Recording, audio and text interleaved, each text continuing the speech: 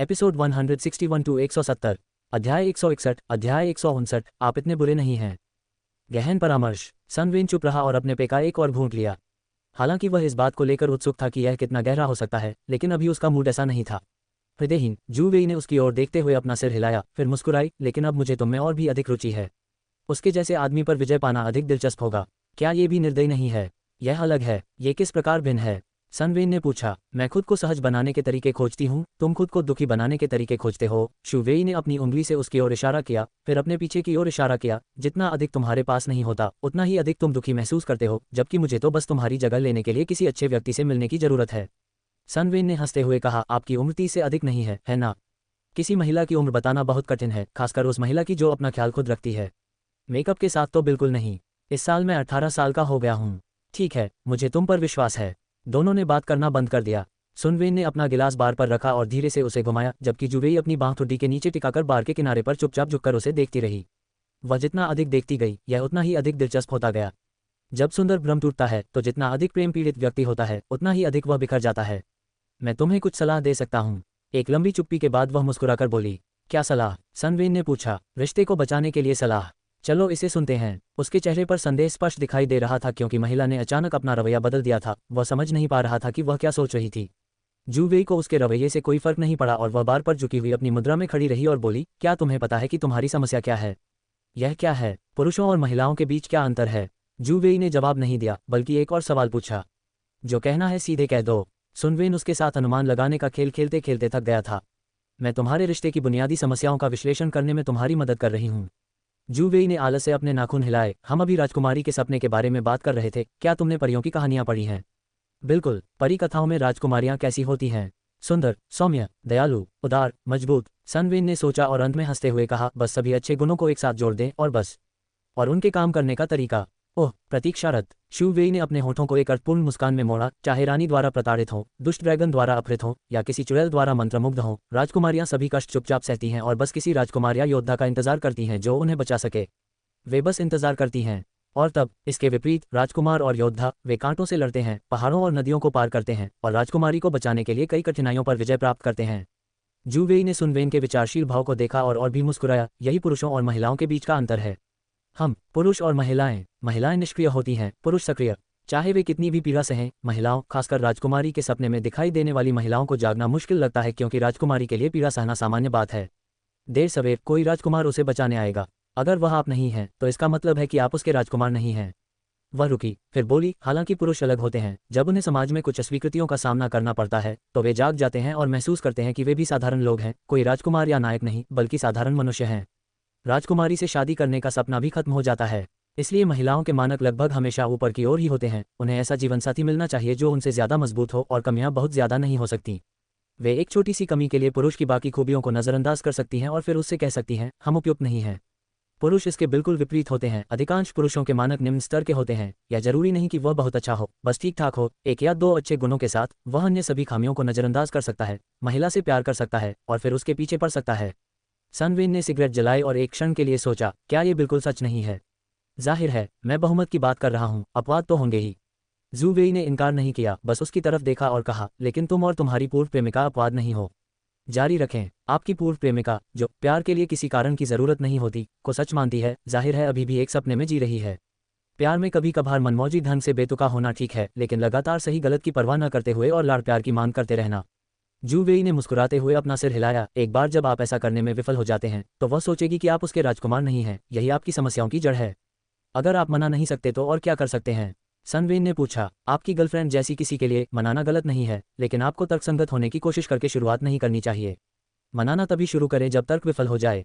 मानवता अरबों वर्षों में इतना उत्तम मस्तिष्क विकसित करने के लिए विकसित हुई है, फिर भी वह इसका उपयोग करने से इनकार करती है। तर्क करने में बहुत आलसी है, बस एक पालतू जानवर की तरह मनाना और लाड़ प्यार चाहती है। आपको उसके साथ तर्क क्यों करना चाहिए? उद्धरण चिन्ह डॉट डॉट डॉट उद्धरण चिन्ह। तुम्हारा रिश्ता शुरू से ही बराबरी का नहीं था। हो सकता है कि तुम कभी कभी इस रिश्ते में खुद को महत्वहीन महसूस करो, लेकिन असल में महत्वहीन तुम नहीं हो, वह है। उसने खुद को एक पुरुष का सहायक बना लिया है। तुम्हें उसे समझाने की जरूरत नहीं है, बस उसे फुसलाओ और धोखा दो। क्या इससे तुम्हें कुछ समझ आता है? उद्धरण चिन्ह डॉट डॉट डॉट उद्धरण चिन्ह। सुनवेन ने बिना कोई जवाब दिए चुपचाप धूम्रपान किया। जू वेई ने मुस्कुराते हुए उसे देखा। अब तुम्हें पता है कि क्या करना है। क्या करें? ये सब व्यर्थ है। उसने अपना सिर हिलाया। तुम्हारा ब्रेकअप इसलिए हुआ क्योंकि तुम उतने गंदे नहीं हो। काफी गंदा नहीं है। जब तक आप जो झूठ बोलते हैं वह काफी भव्य है, शब्द काफी मीठे हैं, झूठ काफी विश्वसनीय है और लाड़ प्यार पर्याप्त है, तब तक वह आपको नहीं छोड़ पाएगी। आप उसके राजकुमार नहीं हैं, लेकिन आपको दिखावा करना चाहिए। उद्धरण चिन्ह डॉट डॉट डॉट उद्धरण चिन्ह। बिना शर्त उसे खुश करना, पैसों के मामले में उदारता से झूठ बोलना, खोखले वादे करना, क्या ये सब कुछ ऐसा नहीं है जो आप पहले से ही जानते हैं? मैं खेल नहीं खेलना चाहता, सनवेन ने भौहें चढ़ाईं। लेकिन तुम फिर से साथ आना चाहते हो। जू वेई ने उदासीनता से कंधे उचका दिए। तुम उसे जितना बिगाड़ोगे उसके लिए तुम्हें छोड़ना उतना ही मुश्किल होगा। अगर भविष्य में तुम फिर से ब्रेकअप भी कर लोगे तो उसका नया बॉयफ्रेंड उसे बर्दाश्त नहीं करेगा और फिर वह तुम्हारे पास वापस आ जाएगी। क्या ऐसा है? जरा सोचो, क्या तुम बस रिश्ता तोड़ दोगे और उसे दूसरे घटिया मर्दों के साथ गलतियां करने दोगे, या तुम ये भूमिका निभाओगे? उद्धरण चिन्ह डॉट डॉट डॉट। मुझे लगता है कि आप जो कह रहे हैं वह सही है। सनवेन ने अपनी सिगरेट बुझाई और शराब का एक बड़ा घूंट लिया। तो वह सब तर्क गलत था। तर्क की चिंगारी थी। तुम्हें धोखा देना सीखना होगा। जू वेई ने सिर हिलाया। उसे एलवी बैग चाहिए और तुम उसे पैसे बचाने और भविष्य को ध्यान में रखकर समझा रहे हो। क्या ये बेवकूफ़ी नहीं है? तुम्हें ये सोचना होगा कि उसे खुश रखते हुए उसे कैसे मना किया जाए। क्या ऐसा करने का कोई तरीका है? सनवेन दंग रह गया। बेशक, जब तक आप उसे खुश रखेंगे वह स्वाभाविक रूप से आपको नहीं छोड़ सकती। जू वेई ने देखा कि सनवेन का गिलास खाली था और उसने एक वेटर को उसका पे फिर से भरने का इशारा किया। धन्यवाद। सनवेन ने मना नहीं किया। लेकिन बाद में क्या होगा? मैं तुम्हें केवल ये सिखा रहा हूं कि उसे वापस कैसे जीतें, बाकी सब तुम पर निर्भर है। जू वेई की निगाहों में चंचलता का भाव था। बाद में, इस प्रकार का प्रेम मूलतः एक व्यक्ति द्वारा दूसरे व्यक्ति को मौखिक रूप से प्रसन्न करना होता है, और जब एक व्यक्ति प्रसन्न होता है तो वे दोनों रोमांच का आनंद लेते हैं। ये तो सिर्फ एक लेन देन है, इसमें बाद में वाली बात कहाँ आती है? तो मैं कैसे शुरू करूं? आपकी वर्तमान स्थिति क्या है अब? अच्छा। दोनों शराब पीते और बातें करते रहे। बाहर रात गहराती जा रही थी। अध्याय 162। अध्याय 160। आपका विवेक कहाँ है? रात गहरी और शांत थी। फिर भी हेफॉन के घर की रोशनी अभी भी चमक रही थी। कटे हुए गाजर और अंडों के साथ एक कटोरी अंडा फ्राइड राइस खाने के बाद वह नीचे सुपरमार्केट में शहद का एक छोटा जार खरीदने गई। वह उसे ऊपर ले आए, ठंडे गर्म पानी में उसे उबाला और बेडरूम में ले गई, ये सोचकर कि वह उसे किंगुआंगलिन के गले में डाल देगी। जो लोग बहुत ज्यादा शराब पी लेते थे वे न सिर्फ आधी रात को मुंह और जीभ सूखने और बहुत बुरा महसूस करने के साथ जागते थे, बल्कि अक्सर अगली सुबह सिरदर्द और पेट में एसिडिटी के साथ उठते थे और कुछ खा नहीं पाते थे। ये वाकई बहुत तकलीफदेह होता था। फिर भी इन लक्षणों से सिर्फ एक गिलास शहद वाले पानी से काफी राहत मिल सकती थी। बिस्तर पर लेटे किंगुआंगलिन को देखकर हेफांग ने एक पल सोचा, फिर एक और गिलास गर्म पानी डालने के लिए बाहर गई। वह उसे वापस बेडरूम में ले आए, उसे बैठने में मदद की और कहा, चलो कुल्ला कर लो। किंगुआंगलिन ने हड़बड़ाते हुए एक बड़ा घूंट निगल लिया और ज्यादा उसके मुंह के कोनों से टपक रहा था। हेफेंग ने जल्दी से उसके पास से एक टिश्यू पेपर उठाया और उसे पोंछते हुए कहा, धो, कुल्ला करो और थूक दो।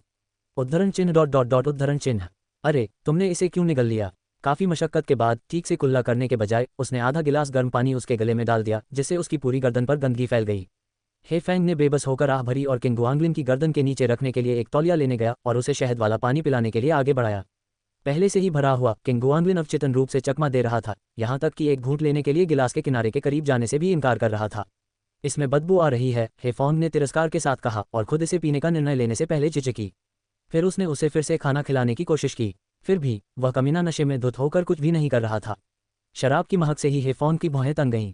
मुश्किल से उसे आधा कप पिलाने के बाद उसने उसे और पिलाने की कोशिश छोड़ दी और खुद भी एक ही घूंट में पूरी शराब गटक गई। सौभाग्य से वह उस दिन सिर्फ शहद लेने गई थी और उसके बाल अभी भी ठीक थे और उन्हें धोने की जरूरत नहीं थी। हेफेंग धुले हुए कपड़े टांगने बालकनी में गया, नहाया, लिविंग रूम की लाइट बंद की और सोने की तैयारी की। हेफोंग को अपने बगल में लेटे हुए महसूस करते हुए किंगुआंगलिन ने अवचेतन रूप से करवट ली, उसे अपनी बाहों में खींच लिया। सोने से पहले एक दो बार अपना सिर उसकी गर्दन पर रगड़ा। थोड़ा छोड़ दो, हेफेंग ने असंतुष्ट होकर बुदबुदाया, दूसरी ओर मुंह कर लिया और उसे पीछे धकेल दिया ताकि वह उस पर हावी न हो जाए। उसने अपने पास रखे डोरेमोन के आलीशान खिलौने को उठाया, उसे दबाया, चूमा, फिर उसे नीचे रख दिया और अपना सिर घुमाकर किंगुआंगलिन के माथे को भी चूमा। शुभ रात्रि पत्नी, शुभ रात्रि। अरे, हेफेंग ने उत्सुकता से मुड़कर उसकी ओर देखा, ये बात फिर से कहो। पत्नी, शुभ रात्रि, शुभ रात्रि। वह खुशी खुशी किंगुआंगलिन की बाहों में सिमट गई, अपना हाथ उसकी पीठ पर रखा और धीरे से थपथपाते हुए बोली, जल्दी सो जाओ। दरअसल नशे में होना इतना कष्टदायक नहीं था। बेडरूम शांत हो गया, पर्दों की दरारों से चांदनी छनकर उनके चेहरों पर बारीक आकृतियां बना रही थी। हेफेंग के होठों पर मुस्कान आ गई, उसकी सांसें धीरे धीरे शांत और लंबी होती जा रही थीं। जब दो लोग साथ सोते हैं तो सोने की स्थिति बहुत महत्वपूर्ण होती है।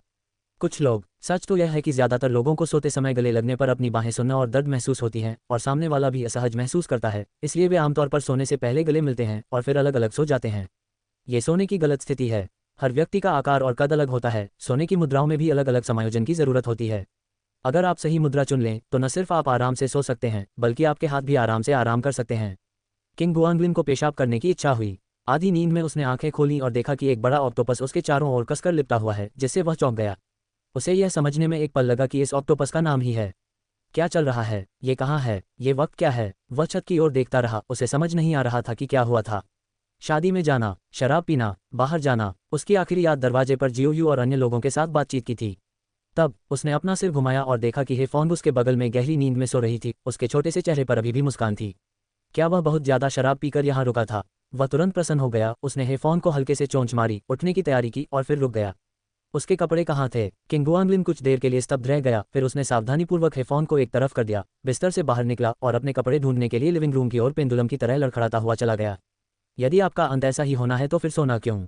उसने बालकनी पर लटके कपड़े देखे और भी शिकायत की। शराब पीने से तो सब कुछ बिगड़ जाता है।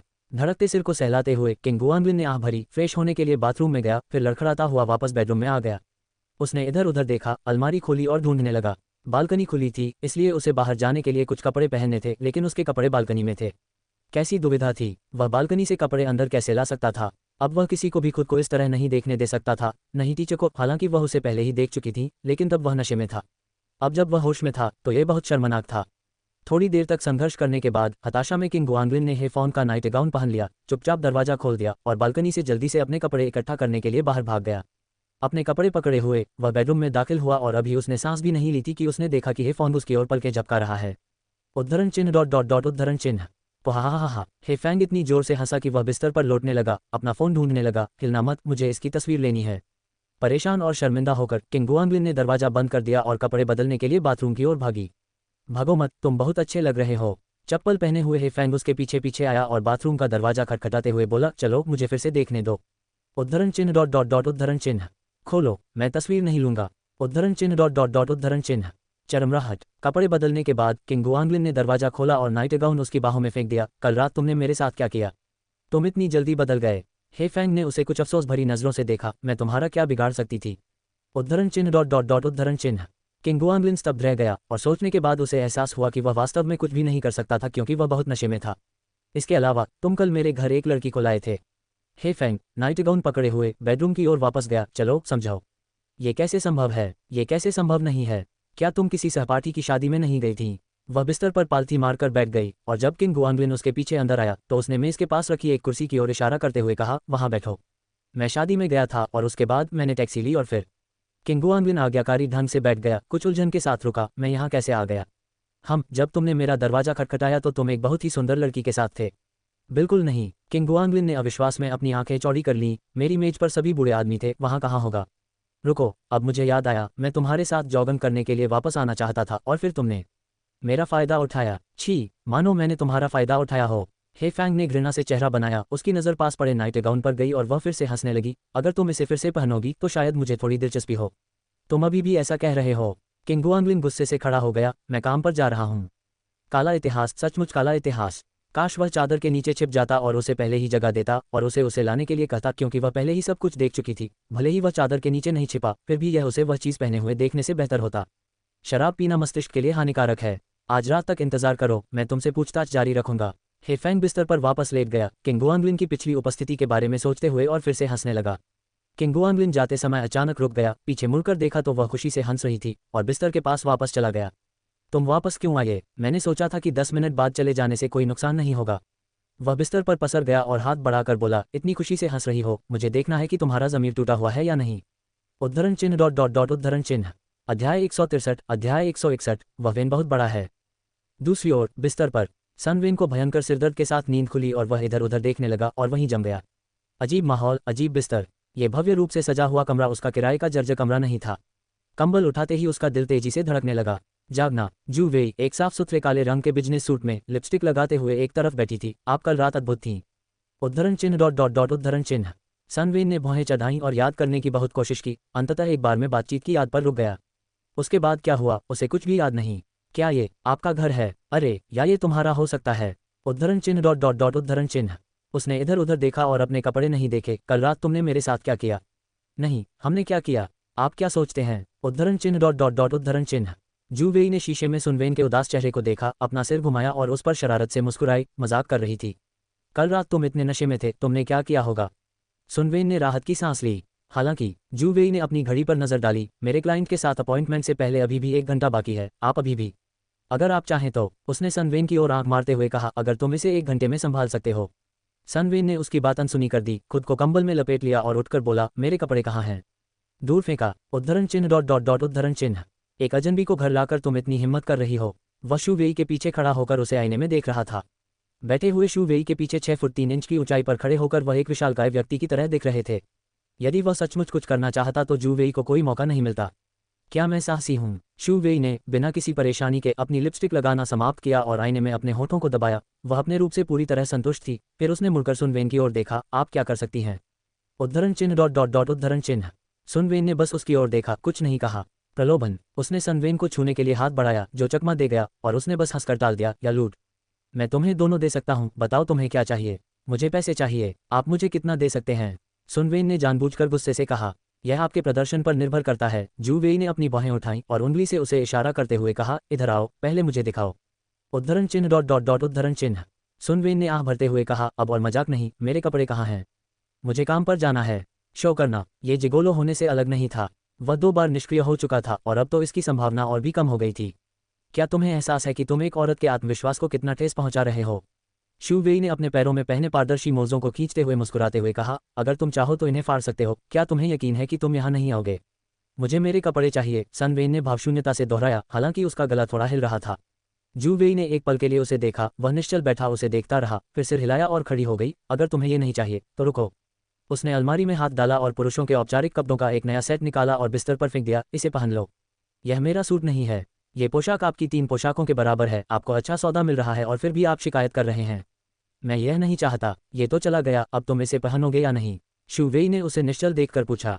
अनिच्छा से। सुनवेन ने कपड़े उठाए और फिर उसकी ओर देखा, तुम पहले बाहर जाओ। यह मेरा घर है, मैं क्यों जाऊं? उद्धरण चिन्ह डॉट डॉट डॉट उद्धरण चिन्ह। जू वेई पास में एक कुर्सी पर बैठ गया और उसे घूरने लगा। दोनों उस विशाल कमरे में अकड़ रहे थे। अंततः सनवेन ने हार मान ली, जल्दी से कपड़े पहने और जाने के लिए मुड़ा। कल रात मुझे रुकने देने के लिए धन्यवाद, अलविदा। रुको। जू वेई अपनी उंगलियों के बीच एक बिजनेस कार्ड पकड़े हुए आए, उसे सुनवेन के कोट की जेब में डाल दिया और फिर उसका कॉलर सीधा करते हुए पास आकर बोली, अगर आप गहन परामर्श चाहते हैं तो मुझसे मिलें।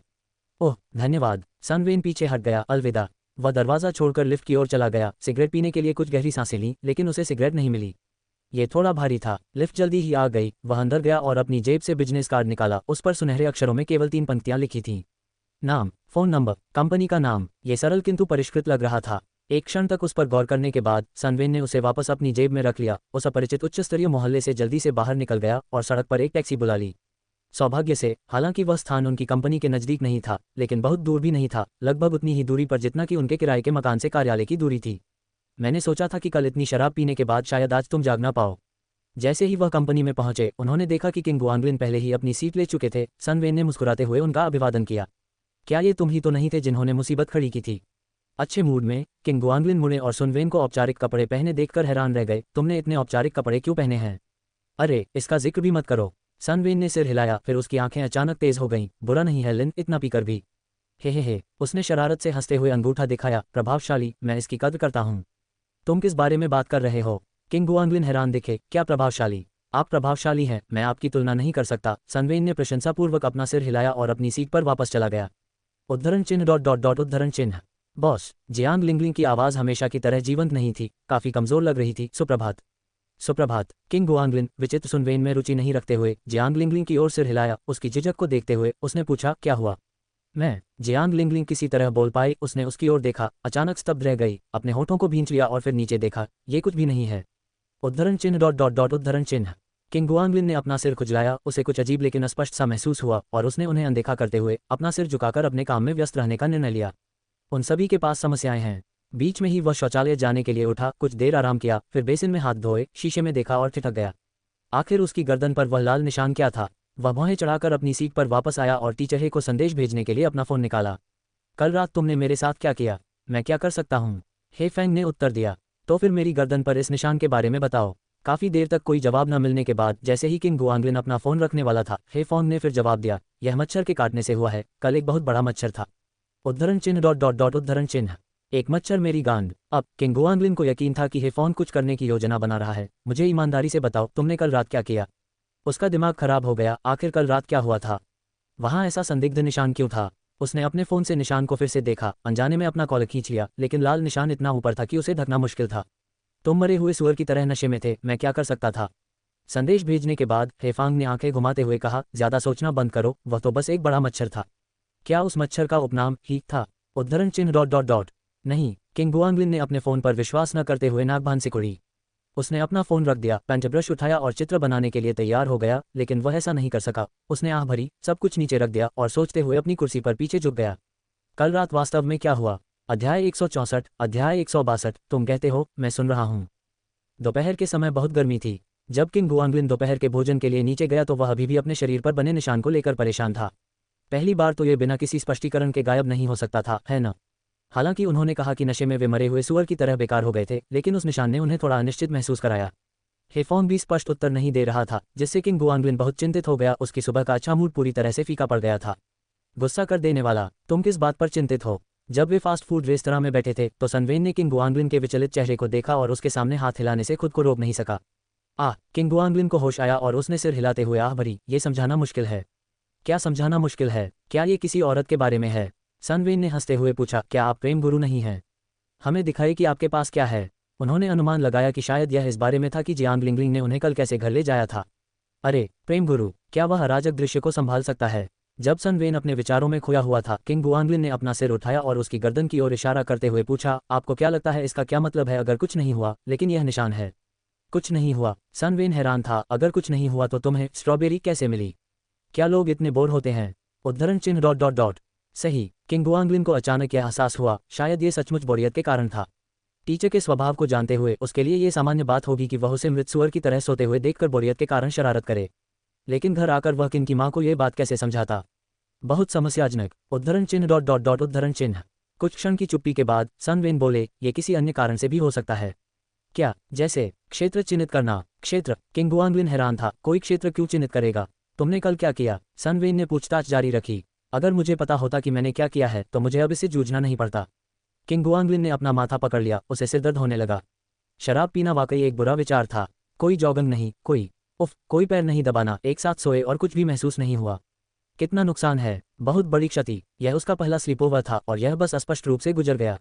कल यूले को अचानक जियांग लिंगलिंग द्वारा उसे घर ले जाने की घटना याद आ गई और उसने अपना मुंह खोल दिया। कोई बात नहीं, ये कुछ भी नहीं है। वह हिचकिचाया और हार मान ली। एक अकेले कुत्ते के रूप में उसे अपनी सुरक्षा करनी थी और लापरवाही से हस्तक्षेप नहीं करना था।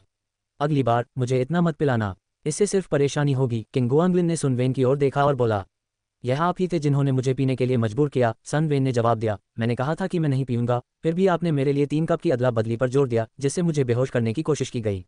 वास्तव में क्या इसमें कोई संदेह हो सकता है? उद्धरण चिन्ह डॉट डॉट डॉट उद्धरण चिन्ह। किंग गुआंगलिन ने कंधे उचकाते हुए कहा, खैर मैं अगली बार शराब नहीं पीऊंगा। उस विषय को छोड़कर फिर कोई नहीं बोला। सनवेन विचारों में खोए हुए अपने चॉपस्टिक से खेल रहा था। यूले अपने फोन पर फाइट द लैंडलॉर्ड खेलने में तल्लीन था। वह इस तरह रोमांचित दिख रहा था जैसे उसे फिर से अच्छे कार्ड मिल गए हों। और किंग गुआंगलिन सोच रहा था कि काम के बाद किंग की माँ को कैसे समझाए। उम्मीद थी वह इसे अच्छी तरह से समझा सकेगा, लेकिन उसे डर था कि उसने शायद देख लिया होगा और ऐसा दिखावा किया होगा कि उसने नहीं देखा, फिर बाद में उसे अजीब नजरों से देखती रही।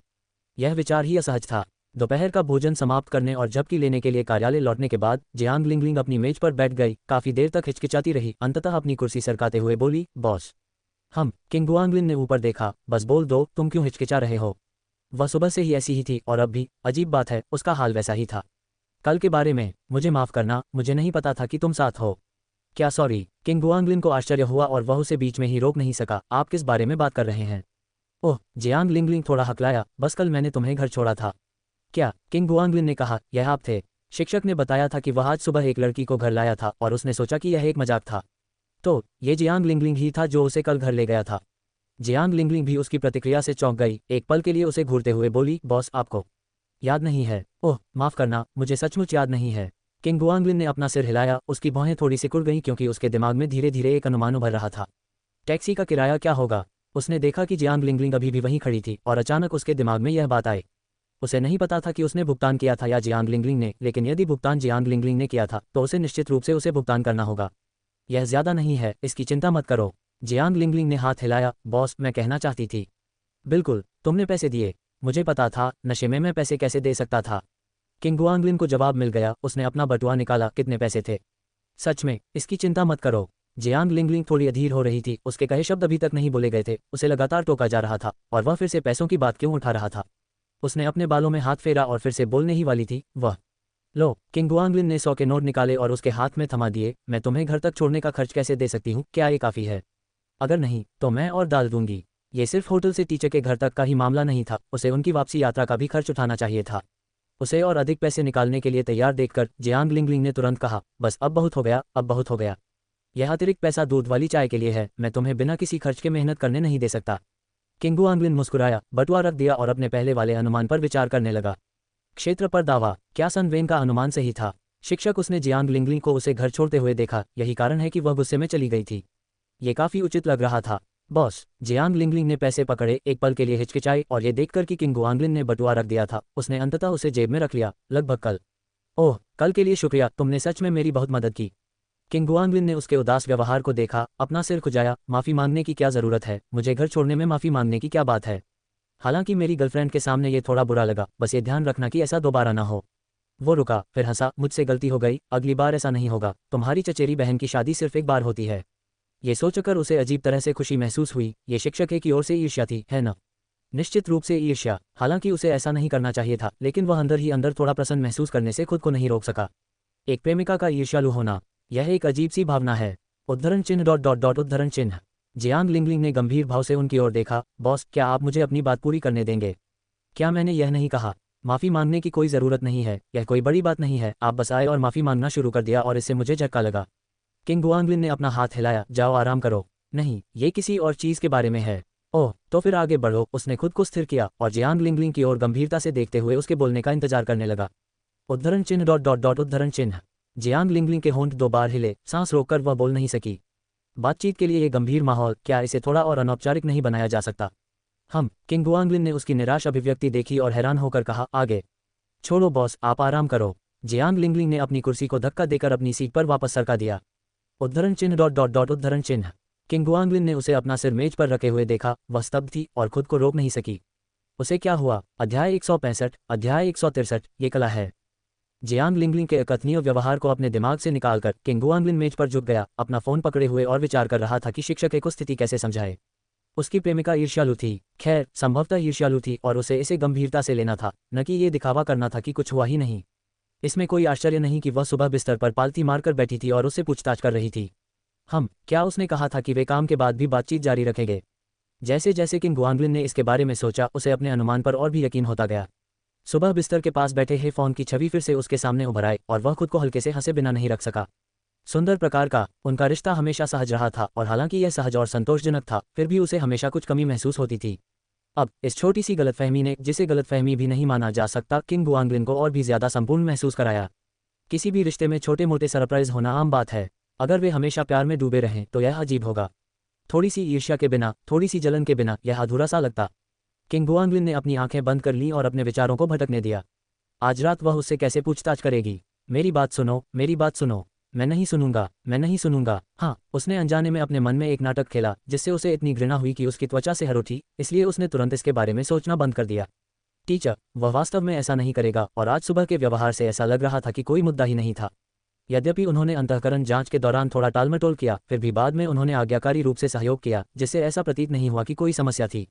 कार्यदिवस के अंत तक उत्सुकता से धीरज धरते हुए किंग गुआंगलिन ने तेजी से सामान पैक किया और वापस आ गया। घर नहीं बल्कि सीधे टीचर के घर गया, ये देखने के लिए कि वह उससे कैसे पूछताछ करेगी।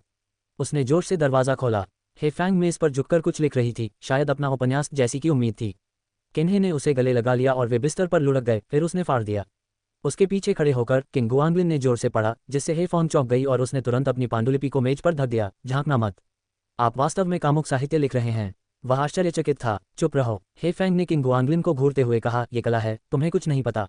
मैंने साफ देखा, किंग गुआंगलिन ने कहना शुरू किया, लेकिन हे फैंग की चेतावनी भरी नजर देखकर उसने धीरे से अपना मुंह बंद कर लिया।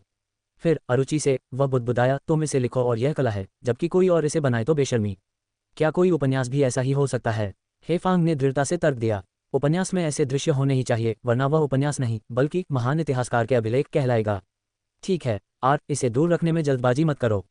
उसे पांडुलिपि समेटते देख किंग गुआंगलिन ने उसे रोकने के लिए हाथ बढ़ाया। मुझे आपकी कला की सराहना करने दीजिए। दूर जाओ, सिर्फ एक तिरछी नजर, दफा हो जाओ, तुम देख नहीं सकते।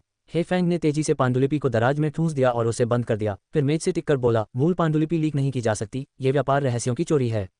किंग गुआंगलिन का उत्सुक चेहरा देखकर वह घबरा गई। मैं एक ताला खरीदने और दराज को बंद करने के लिए नीचे जा रही हूँ। झांकने के बारे में मत सोचना। उद्धरण चिन्ह डॉट डॉट डॉट उद्धरण चिन्ह।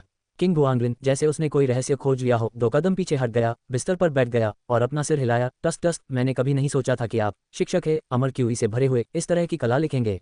उद्धरण चिन्ह डॉट डॉट डॉट उद्धरण चिन्ह। अरे, उपन्यास लिखते वक्त तुम इतनी गंभीर नहीं होती। बच्चे पैदा करने के लिए भी किताबें पढ़ती हो, पर ये लिखने के बारे में क्या ख्याल है? कोई बात नहीं, कोई बात नहीं, काटना बंद करो। किंग गुआंगलिन आपदा से जूझते हुए सहजता से एक काटने को स्वीकार कर लिया। उसकी हथेली पर बारीक दांत के निशान को देखते हुए और मुंह बनाते हुए कहा, मैं वास्तव में बस ये कह रहा था, अगर आपको सामग्री की आवश्यकता है तो मैं मदद कर सकता हूँ। एक और शब्द, उद्धरण चिन्ह डॉट डॉट डॉट उद्धरण चिन्ह। किंग गुआंगलिन ने अपना मुंह बंद कर लिया और चुप हो गया। तुम यहाँ क्या कर रहे हो? मेरे घर आने के बजाय वापस जाकर अपने घर पर खाना क्यों नहीं बनाते? मुझे वापस जाने में डर लग रहा है। यह उल्लेख करते हुए किंग गुआंगलिन फिर से क्रोधित हो गया और उसने अपना सिर पीछे झुकाकर अपनी गर्दन की ओर इशारा किया। अगर मेरी माँ ने ये देख लिया तो मैं उसे यह कैसे समझाऊंगा? बस इतना कह दो कि मच्छर ने काटा है। हे फैंग ने अपनी उंगली से उसे धीरे से छुआ और अपने मुंह के कोनों को हल्की सी मुस्कान में बदल लिया। वह इस बात पर कभी विश्वास नहीं करेगी। इससे क्या फर्क पड़ता है कि वह इस पर विश्वास करती है या नहीं, आपने तो समझा ही दिया। वह निश्चित रूप से चीज़ों की कल्पना करना शुरू कर देगी। हे फैंग ने पलकें झपकाईं, उसे कल्पना करने दो। अगर हमने कुछ गलत नहीं किया है तो कोई बात नहीं, है ना? अगर तुम ईमानदार हो तो तुम्हें टेढ़ी परछाई से डरना नहीं चाहिए। यदि हमने सचमुच कुछ किया होता तो ठीक होता, लेकिन हमने कुछ नहीं किया और अब मैं ही जिम्मेदार हूँ। किंग गुआंगलिन बहुत दुखी था। उसे कुछ भी हासिल नहीं हुआ, बल्कि उसे दोषी ठहराया गया। तुमने ये जानबूझकर किया। चलो वापस जाकर खाना बनाओ। हेफांग ने दराज की रखवाली के लिए अपनी कुर्सी की ओर मुड़ते हुए कहा। खाने के बाद वापस आना, वरना मैं तुम्हें दूसरी तरफ से एक और दे दूंगी। नहीं, मुझे नहीं पता कि इसे मिटने में कितना समय लगेगा। किंग गुआंगलिन सचमुच डर गया था। अगर उसे एक और मिल गया तो वह लोगों का सामना कैसे कर पाएगा? हालांकि उन्होंने सचमुच कुछ भी अवर्णनीय नहीं किया था, फिर भी वे दूसरों को ऐसा सोचने से नहीं रोक पाए। उस सुबह सन वेन ने तो उसे अंगूठा दिखाया था, उसकी प्रशंसा की थी।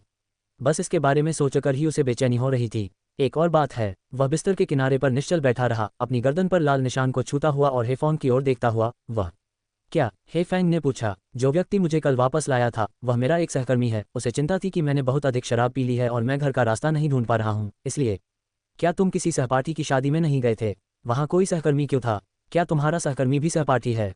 हेफेंग केवल इसी एक बात के बारे में सोच पा रहा था। ये स्पष्ट नहीं था कि यह किसकी शादी थी, या वह लड़की उसकी सहपाठी और सहकर्मी दोनों थी। यह मेरे विवाहित सहपाठी का चचेरा भाई है। ये काफ़ी पेचीदा है। कल मैं खुद हैरान रह गया। शादी में हमारी कंपनी से 6-7 लोग आए थे, सभी को सनवेन कंपनी में लेकर आए थे। मुझे नहीं पता कि वह क्या योजना बना रहा है। किंग गुआंगलिन ने बात करते हुए हल्की सी भौहें चढ़ाईं। उसे इस कंपनी के बारे में काफ़ी अच्छा लगा, चाहे माहौल हो या व्यवहार, सब अच्छा था।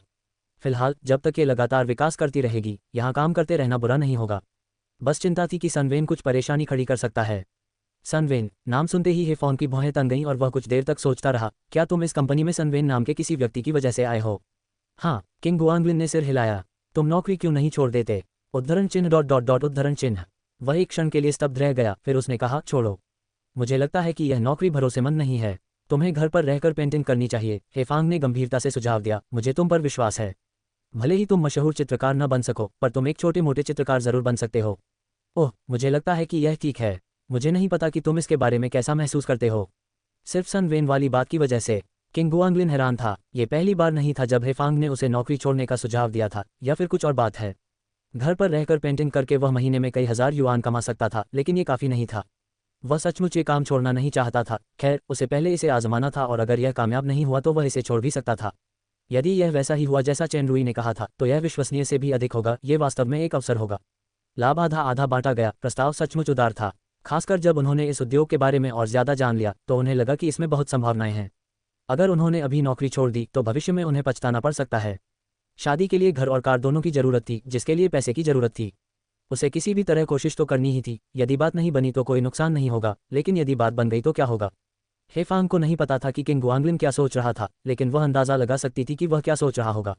उसने मन ही मन आह भरी, लेकिन बाहर से किसी भी असामान्यता का कोई संकेत नहीं था। वह बस उसे देखकर हल्के से मुस्कुराए, बस एक एहसास।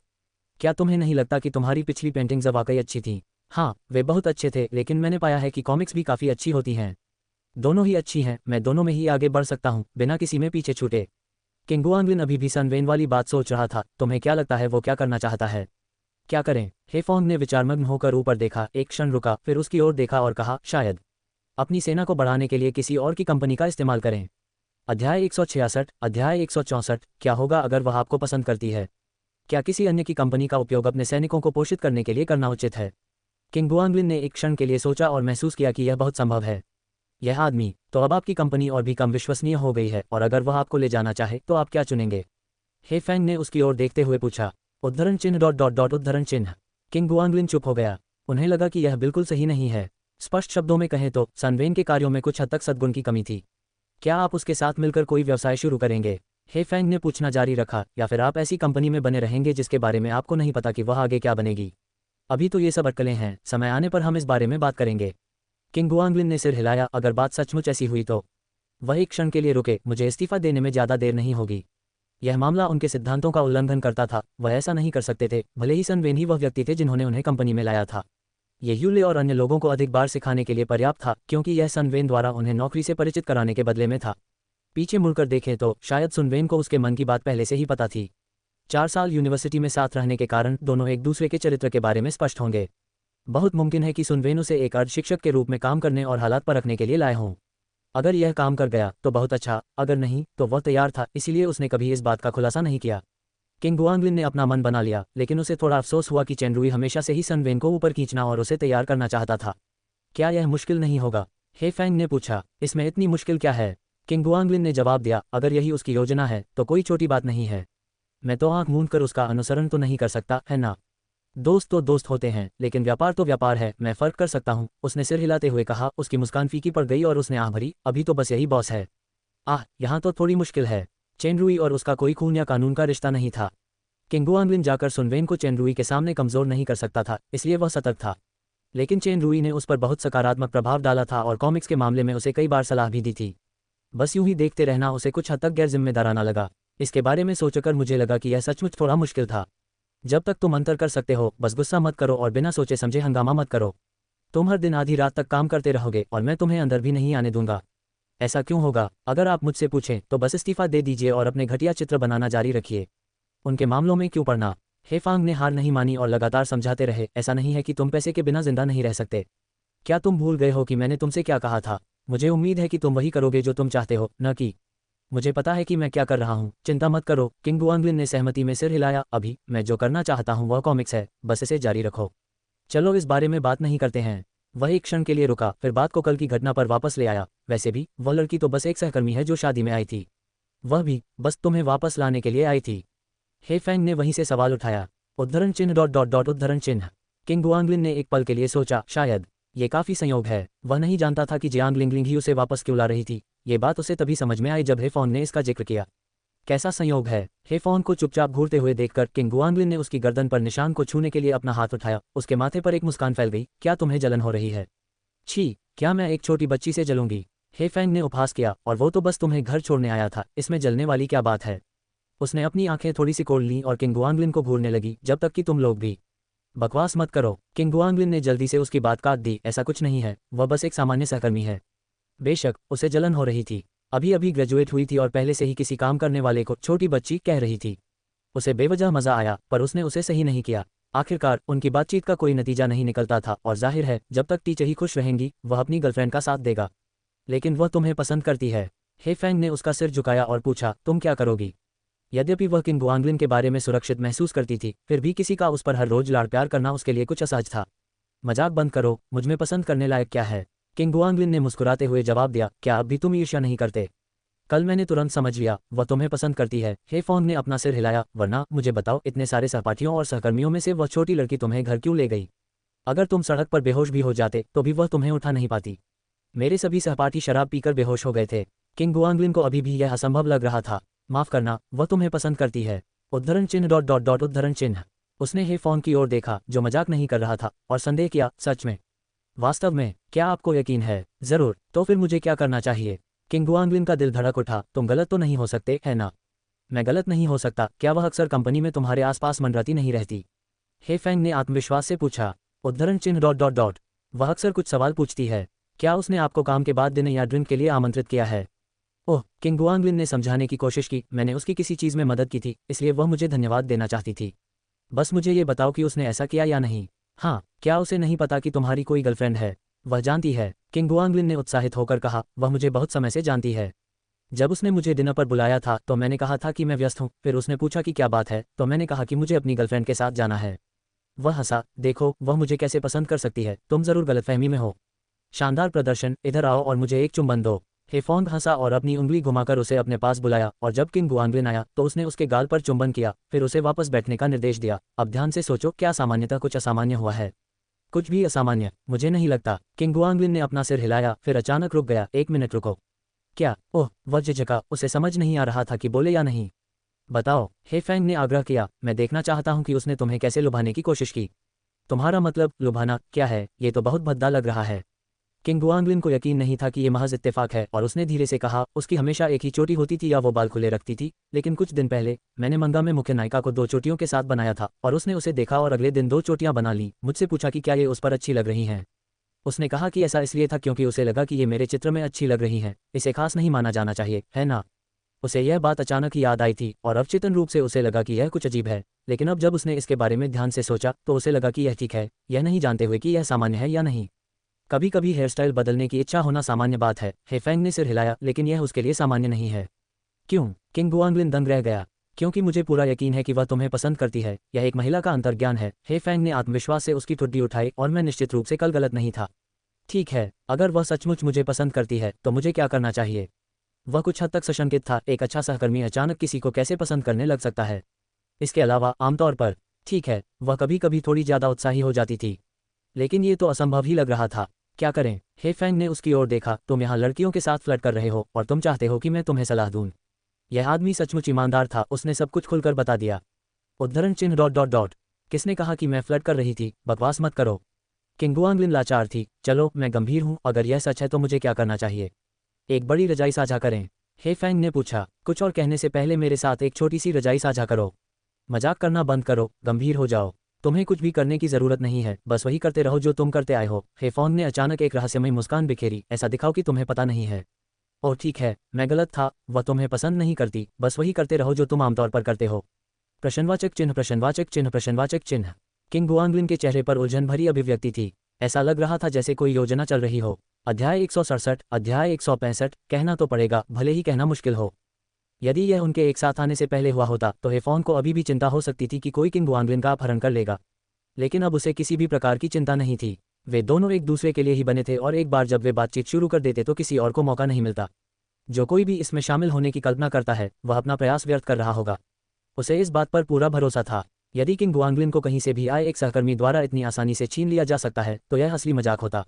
जाओ, वापस जाओ, तुम्हारी माँ ने शायद अब तक खाना बनाना खत्म कर दिया होगा। हेफांग ने उससे फिर आग्रह किया। मेरे साथ आओ, मुझे यकीन है कि तुमने भी खाना नहीं खाया होगा। नहीं, मैं नहीं जा रहा हूँ। चलो, अपने लिए खाना बनाना बहुत झंझट भरा काम है, किंग गुआंगलिन ने समझाया। मैं तब जाऊंगी जब तुम पर से वह निशान मिट जाएगा, हेफोंग ने दबी हुई मुस्कान के साथ कहा, जब वह अपनी कुर्सी पर आगे पीछे हिल रही थी। वरना मैं निश्चित रूप से नहीं जाऊंगी।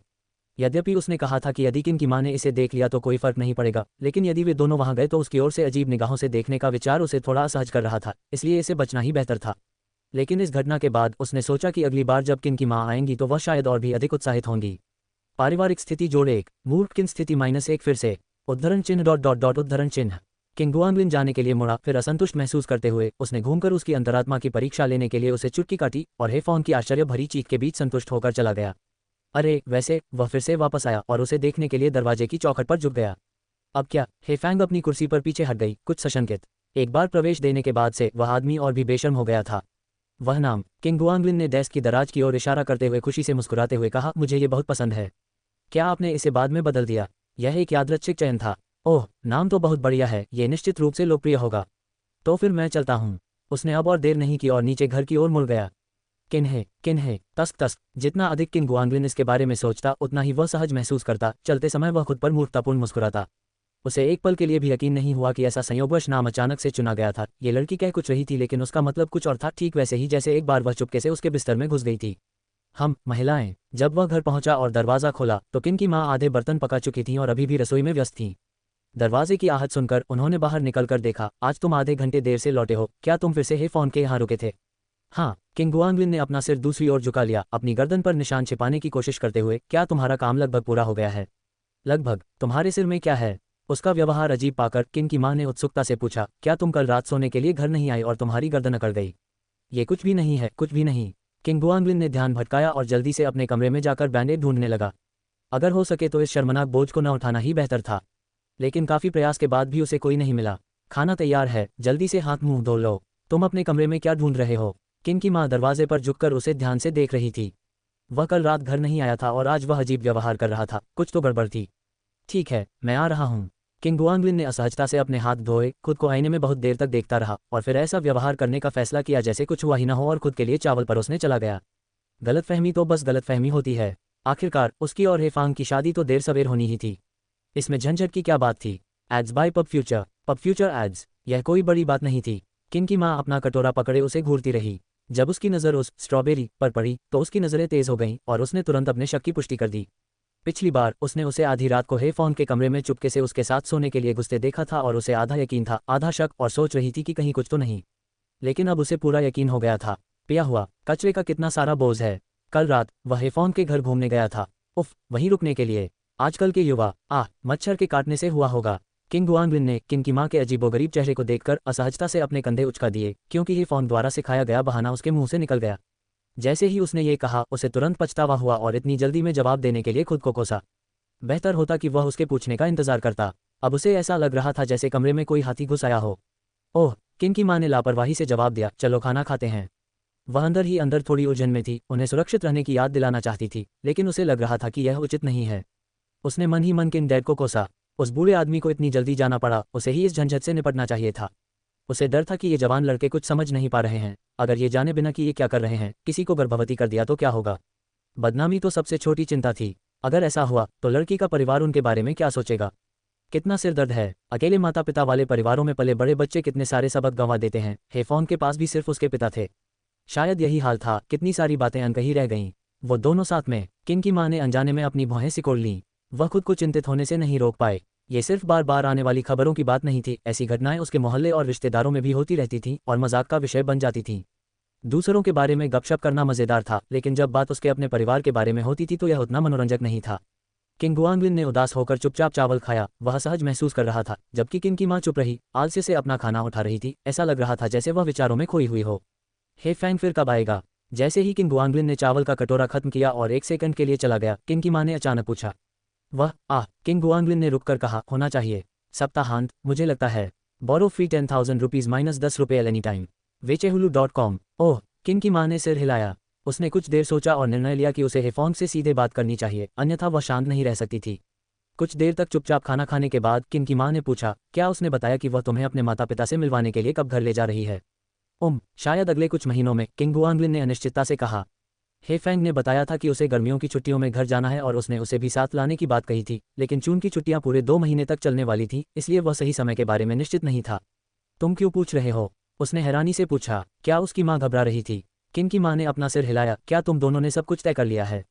क्या निपटा? कल मैंने तुम्हें उसे पत्नी कहते सुना। किन की माँ ने उपहास किया। तुम अभी तक उसके माता पिता से भी नहीं मिले, तुम्हें जरा भी शर्म नहीं आती? तुमने ये कैसे सुना? किंग गुआंगलिन दंग रह गई। मैंने उसे यह कब कहा था? मुझे याद नहीं। कल की बात उसे सिर्फ होटल से निकलने तक ही याद थी। उसके बाद उसे कुछ भी याद नहीं था, बस ज़्यादा शराब पीने की वजह से बेहोशी छा गई थी। वह हेफॉन को पत्नी कैसे कह सकता था और यह बात किन की माँ को कैसे सुना सकता था? जब हे फैंग ने मुझे कल फ़ोन करके बताया कि तुम घर नहीं आ रहे हो। किन की माँ ने चिढ़कर कहा, नाटक कर रहे हो क्या? उद्धरण चिन्ह डॉट डॉट डॉट उद्धरण चिन्ह। किंग गुआंगलिन चुप हो गया, उसका सिर झुक गया। जो संदेह मिट रहे थे वे पुनः उभरने लगे, क्योंकि वह पिछली रात की घटनाओं को याद करने की कोशिश कर रहा था। आखिर कल रात क्या हुआ? अब मेरा पेट भर गया है। अपने बचे हुए चावल को कटोरे में डालने के बाद वह जल्दी से उसे रसोई घर में ले गया और फिर से बाहर निकलने के लिए उत्सुक था। उसे हे फॉन्ग के साथ मामले की तह तक जाने की जरूरत थी।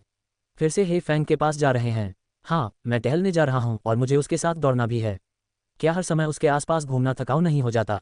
किन की माँ अपनी कुर्सी पर सीधी बैठ गईं और अधिकार के भाव से अपना कटोरा पकड़े हुए बोली, आज रात वापस आना याद रखना, उसके घर पर मत सोना। किंग गुआंगलिन चकित था। मैं यह नहीं कह रहा था कि मैं वहाँ सोने जा रहा हूँ। किसी भी तरह। किन की माँ सोचते हुए रुकी, उसे बाद में ले आना, मुझे उससे बात करनी है। उसके बाद तुम जहाँ चाहो सो सकते हो, यहाँ तक कि सड़क पर भी, और मुझे कोई परवाह नहीं होगी। बात को दबाए रखने से बेहतर था कि बात साफ कर दी जाए। उसे सचमुच फांग से सीधे बात करने की जरूरत थी। अध्याय 168, अध्याय 166, मेरी पत्नी और मेरी पत्नी।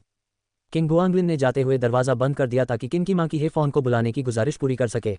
किन की माँ कुछ देर अपनी सीट पर बैठी रहीं, उनके दिमाग में कुछ चल रहा था, और फिर उन्होंने खाना तेज कर दिया। उसे अभी भी बाहर जाकर उसके लिए कुछ खरीदना था, शायद क्लिनिक से कुछ। उसे बाद में इसकी जांच करनी होगी। हेफॉन का घर बस कुछ ही दूरी पर था और कुछ ही मिनटों में किंग गुआंगलिन वहां पहुंच गई, सीढ़ियां चढ़ी और अपार्टमेंट में चली गई। हेफोंग रसोई में एप्रन लपेटे सब्जियां काट रही थी और अपने लिए खाना बना रही थी। ये सब्जियां वही थीं जो किंग गुआंगलिन ने सुबह खरीदी थीं। वे काफ़ी थीं, इसलिए उसने दोपहर के भोजन में केवल आधी तली थीं और बाकी को रात के खाने के लिए बचा लिया था। मुझे करने दो, मैंने आज खाना नहीं बनाया। किंग गुआंगलिन ने उसके पास जाकर उसे गले लगा लिया, फिर उसका एप्रन उतारकर खुद पहन लिया और चाकू संभालकर अपने चाकू कौशल का अभ्यास करने लगा। धन्यवाद। हे फैंग ने ऊपर देखा और उसके गाल पर चुंबन किया, कोई आपत्ति नहीं की और सोफे पर आराम करने के लिए मुड़ गया। तुमने इतनी जल्दी खाना खत्म कर दिया? सब हो गया। मेरी माँ ने कहा था कि वह थोड़ी देर में आएंगी, उन्हें तुमसे कुछ कहना है। वह क्या कहना चाहती है? उसकी जिज्ञासा बढ़ गई। क्या वह उस स्ट्रॉबेरी के बारे में कह रही होगी? निश्चित रूप से नहीं। मुझे कैसे पता? शायद वह तुम्हें ये बताना चाहती है कि तुम एक बड़े मच्छर में बदलकर मुझे मत काटो। क्या उसने तुम्हारी गर्दन देखकर कुछ कहा? हाँ, उसने कहा था। जब किंग गुआंगलिन ने देखा कि उसने यह बात उठाई है तो उसने भी कहा। उसने पूछा था कि तुम मुझे कब अपने घर ले जाओगे? मैंने कहा था कि अगले कुछ महीनों में। क्या तुमने नहीं कहा था कि तुम गर्मी की छुट्टियों में घर जा रहे हो? क्या तुम्हें पता है कि कब? बस इतना ही। हे फैंग ने पूछा। लगभग। तुम मुझे अपने ससुर से मिलवाने के लिए कब घर ले जा रही हो? किंग गुआंगलिन ने पूछना जारी रखा। उसने बहुत पहले ही जरूरी 1 लाख बीन्स कमा लिए थे और हालांकि उसकी पाककला अभी पूरी तरह से विकसित नहीं हुई थी, फिर भी वह घर के साधारण खाने से काम चला सकता था। बस थोड़े और अभ्यास की जरूरत थी। वह अपने ससुर से मिलकर दिल खोलकर बातें करने के लिए उत्सुक था। तुम्हारे ससुर गर्मी से बचने के लिए अपने शहर वापस चले गए हैं और सिर्फ मेरे भाई और भाभी ही घर पर हैं। जाना चाहोगी? हेफांग ने अपने पिता को ससुर कहने पर उनसे बहस नहीं की, बल्कि बातचीत में शामिल होते हुए बोली। जब किंग गुआंगलिन ने उसकी प्रतिक्रिया सुनी तो उसने अपनी काटना रोक दिया, पीछे मुड़ा और पूछा, वह कब वापस आ रहा है? शायद तब जब इतनी गर्मी न हो। ओह, वह थोड़ा निराश सा लग रहा था और काटने के लिए वापस मुड़ा।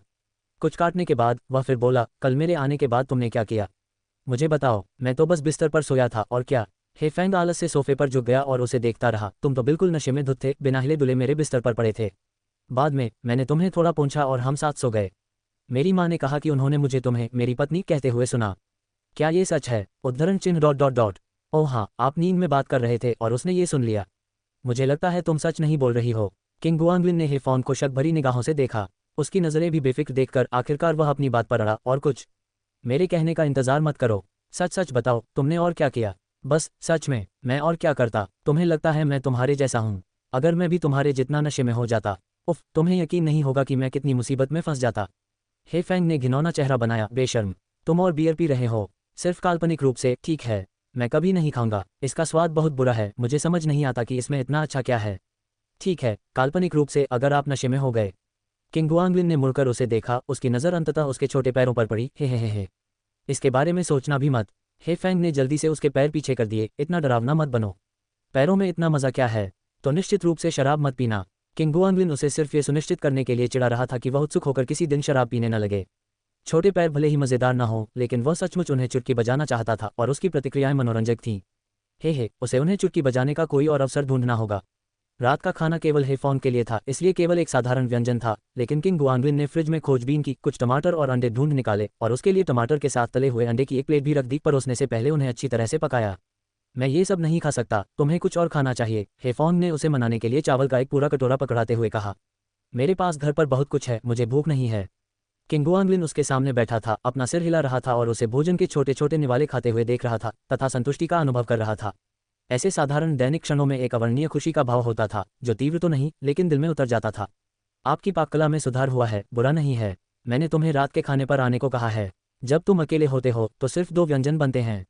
अगर मैं नहीं आता तो तुम सिर्फ एक ही खाते। साथ में खाना खाने जैसा मज़ा नहीं आता। वर्तमान की तुलना में किंग गुआंगलिन 3 लोगों के साथ भोजन करना पसंद करता था। इसमें घर जैसा एहसास था जो बहुत आरामदायक था। मुझे ये पसंद है, मैं तैयार हूँ। हेफेंग ने उसे उत्तेजक नज़रों से देखा, ताना मारते हुए, तुम मुझे मारोगे हो? उद्धरण चिन्ह डॉट डॉट डॉट उद्धरण चिन्ह। तो फिर मुझे मारो, चलो बस खाना खाते हैं। हेफेंग ने हंसते हुए कहा जब उसने अपने चॉपस्टिक से अंडे का एक टुकड़ा उठाया। खोलो। किंग गुआंगलिन को कुछ खिलाने के बाद उसने अपनी चॉपस्टिक्स को चूसा और खाना जारी रखा। मुझे पता था कि तुम मुझे मार नहीं पाओगे, इसलिए इतना झगड़ा मत करो, वरना तुम मुझे उठाकर पीट सकते हो। इन दिनों में से किसी एक दिन मैं तुम्हें रस्सी से बांधकर कोड़े मारूंगा, ये देखने के लिए कि क्या तुम अब भी इतने अहंकारी हो। किंग गुआंगलिन ने सख्ती से कहा, लेकिन वह उस दृश्य की कल्पना करने से खुद को नहीं रोक सका और हंस पड़ा। और मुझे नंगा होना पड़ेगा। तुम्हारी हिम्मत, हेफेंग ने घूरते हुए कहा, इसके बजाय मुझे तुम्हें कोड़े मारने चाहिए। तुम बहुत विकृत हो, क्या आप भी उनमें से एक नहीं हैं? किंग गुआंगलिन ने अपने कंधे उचकाए, खड़े हुए और उसके लिए 1 कप पानी डाला। थोड़ा पानी पी लो, घुटना मत। उसने जो अंडा खाया था वह थोड़ा नमकीन था, उसे पता नहीं था कि नमक घुला नहीं था या फिर बहुत ज़्यादा था। हे फैंग ने अपने कटोरे में चावल खत्म कर लिया और अपनी चॉपस्टिक नीचे रख दी, अपना मुंह पोंछा और फिर अपने लिए चावल का एक और आधा कटोरा लिया और उसे किंग गुआंगलिन के सामने रख दिया। चूंकि इतना सारा खाना है, इसलिए इसे खत्म करना तुम्हारा काम है। मेरा पेट भर गया है। उसे हमेशा किंग गुआंगलिन की भूख पर भरोसा था, अगर उसका पेट भर भी जाए तो भी वह 2 कटोरे और खा सकता था। उसे आश्चर्य होता था कि उसका पेट कैसा होगा। सचमुच भरा हुआ? किंग गुआंगलिन ने पूछा। बहुत ज्यादा खा लिया, बहुत पेट भर गया। तो फिर मैं इसे खत्म कर दूंगा। घर पर वह किन की माँ से प्रभावित था, सचमुच उसका पेट भरा नहीं था। शुरू में तो उसने मना कर दिया क्योंकि उसे डर था कि हेफॉन का पेट भर नहीं पाएगा, लेकिन अब जब उसकी माँ का पेट भर गया था तो वह आराम से दूसरा खाना खा सकता था। उसने हेफॉन द्वारा रखे गए चॉपस्टिक और चावल उठाए और बिना किसी देरी के जल्दी से बाकी बचे बर्तन खत्म कर दिए। उसने जो पानी का प्याला उसे दिया था उसे पकड़कर उसने एक ही सांस में गटक लिया और फिर राहत की लंबी सांस ली। अब वह सचमुच भर गया था। क्या हमें अब तुम्हारे घर चलना चाहिए या जाने से पहले थोड़ा आराम कर लेना चाहिए? हेफॉन्ग ने पूछा जब उसने 2 मिनट में रसोई में खाली कटोरे और प्लेटें धोई और वापस आकर पूछने के लिए अपने हाथ पहुंचे। चलो अब चलते हैं और थोड़ा टहलते हैं, बाद में हम जॉगिंग भी कर सकते हैं। किंग गुआंगलिन पानी का प्याला लेकर सोफे पर बैठ गई और फिर से पानी पीने लगी। टमाटर वाले तले हुए अंडे नमक के घुलने की वजह से नहीं थे, असल में वे थोड़े ज्यादा नमकीन थे। हेफांग ने अपनी भावभंगिमा नहीं बदली, जबकि उसने आधी प्लेट खा ली थी, जो उसके लिए शायद मुश्किल रहा होगा। ठीक है, तो मेरे कपड़े बदलने तक इंतजार करो। हेफैंग बेडरूम में गई और दरवाजा बंद कर लिया। जब वह वापस आई तो उसने स्पोर्ट्स वियर पहना हुआ था, बालों को यूं ही पोनीटेल में बांधकर झटकते हुए बोली, चलो देखते हैं आंटी मुझसे क्या बात करना चाहती हैं। शायद कोई महत्वपूर्ण बात नहीं, शायद बस छोटी मोटी बातचीत। शायद वह तुम्हारी सगाई मुझसे करवाना चाहती है। हे तुम्हें मुझे सौंपना चाहती है, तुम्हें मेरी पत्नी बनाना चाहती है। हे फैंग ने खुशी से कहा जैसे ही उसने अपनी बाँह किंग गुआंगलिन की बाँह में डाल दी और वे दोनों एक साथ सीढ़ियों से नीचे चले गए। तुम मेरी पत्नी हो, अपनी स्थिति याद रखो। मेरी पत्नी, तुम्हें अपनी स्थिति याद रखनी चाहिए। रात की हवा बह रही थी और वे दोनों सड़क पर घूम रहे थे, एक युवा विवाहित जोड़े की तरह बातें कर रहे थे। अध्याय 169, अध्याय 167। अच्छी तरह देखिए आंटी। हेफांग ने किंग गुआंगलिन के घर पहुंचकर इधर उधर देखा, लेकिन किन की माँ वहां नहीं दिखी। वह सोफे पर बैठ गईं और किंग गुआंगलिन से पूछा, मुझे कुछ पता नहीं। जब मैं गया तो वह अभी भी खाना खा रही थी। किंग गुआंगलिन रसोई की जांच करने गई और वहां कोई नहीं दिखा। फिर किन की माँ के बेडरूम के दरवाजे पर दौड़ी और 2 बार खटखटाया, माँ क्या आप अंदर हैं? कोई प्रतिक्रिया नहीं हुई। शायद वो बाहर गई होगी। उसने साफ साफ कहा था कि मैं तुम्हें ले आऊं, लेकिन अब वो खुद ही बाहर गई है। वह बेबस होकर लिविंग रूम में लौटा, टीवी चालू किया और बोला, थोड़ी देर बैठो, अगर वो 8:30 बजे तक वापस नहीं आई तो हम और इंतजार नहीं करेंगे। उसे अंदाजा था कि किन की माँ हेफॉन्ग से किस बारे में बात करना चाहती होंगी। यह उनके रिश्ते में आई दरार को पाटने या कुछ ऐसी बातें साफ करने के अलावा और कुछ नहीं था जिनके बारे में वह मानती थी कि सबको अच्छी तरह पता है। जैसे रात भर रुकना। वो गलतफहमी थोड़ी ज्यादा ही बड़ी थी। हालांकि वो रात भर रुका, पर उसे बहुत ज्यादा होश नहीं आया था। अगर सुबह हेफांग के बिस्तर पर उसकी नींद न खुली होती तो शायद उसे पता भी नहीं चलता कि वो पिछली रात कहाँ सोया था। इसके अलावा हेफॉन्ग ने उस पर एक निशान छोड़कर आग में घी डाल दिया था, जिससे गलतफहमी को दूर करना असंभव हो गया था, भले ही वह खुद को पीली नदी में फेंक दे। किंग गुआंगलिन ने रिमोट को हेफॉन्ग को देने से पहले उससे कुछ छेड़छाड़ की और कहा, जो भी देखना पसंद करो उसे ढूंढो। कोई बात नहीं, ये सब एक ही है। हेफॉन्ग ने इसे नहीं लिया और इसके बजाय उठने और किंग गुआंगलिन के बेडरूम की ओर जाने से पहले चारों ओर देखा। आप क्या कर रहे हो? मुझे याद है कि यहाँ अभी भी कुछ स्नैक्स थे जो खत्म नहीं हुए थे। जब वह बोल रही थी तब तक वह अंदर आ चुकी थी और उसने डेस्क के कोने पर चिप्स और अन्य स्नैक्स देखे। आप भोजन के दौरान ठीक से खाना नहीं खाते हैं और अब आप स्नैक्स की तलाश में हैं, वे भोजन का स्थान नहीं ले सकते। किंग गुआंगलिन ने एक बूढ़ी माँ की तरह बड़बड़ाया, जबकि हेफॉन्ग पहले से ही एक बैग उठा चुका था और उसे फाड़ने के लिए सोफे पर वापस ले आया था। क्या तुम खा रहे हो? नहीं। लो। उसने एक चिप उठाई और उसे दे दी। गर्लफ्रेंड कभी कभी अजीब हो सकती हैं। वो पूछती हैं कि क्या तुम्हें कुछ चाहिए, आप मना कर देते हैं और फिर भी वो तुम्हें दे देती हैं। ये बस एक शिष्टाचार का सवाल लगता है, आपका जवाब चाहे जो भी हो, नतीजा एक ही होता है। किंग गुआंगलिन को चिप चबाते देख हेफॉन्ग ने भी एक चिप उसके मुंह में ठूंस दी। क्या इसका स्वाद अच्छा है? कोई बात नहीं, ऐसा लगता है कि यह ब्राजीलियन बारबेक्यू स्वाद खीरे के स्वाद से भी अधिक गर्मी पैदा करने वाला होगा। ये सब चिप्स हैं, बस अलग अलग स्वाद हैं, ये तुम्हारा भ्रम है। किंग गुआंगलिन ने अपना सिर हिलाया, महिलाओं के इन अजीब विचारों को समझने में असमर्थ। क्या तुम अब भी खा रहे हो? नहीं, यहाँ। हेफैंग ने एक और चिप पेश की। पुरुष भी स्नैक्स खाने के मामले में उतने ही अजीब होते हैं। पूछो कि क्या उन्हें कुछ चाहिए तो वे हमेशा मना कर देते हैं, लेकिन अगर आप उनके मुंह में डाल दें तो वे फिर भी खा लेते हैं। फिर पूछो तो भी वे मना कर देते हैं, लेकिन मुंह में डाल दें और खा लेते हैं। शायद वह उसकी भावनाओं को ठेस नहीं पहुंचाना चाहता था। दोनों के बीच चिप्स का एक बैग जल्दी ही खत्म हो गया, जिससे नीचे केवल कुछ टुकड़े ही बचे।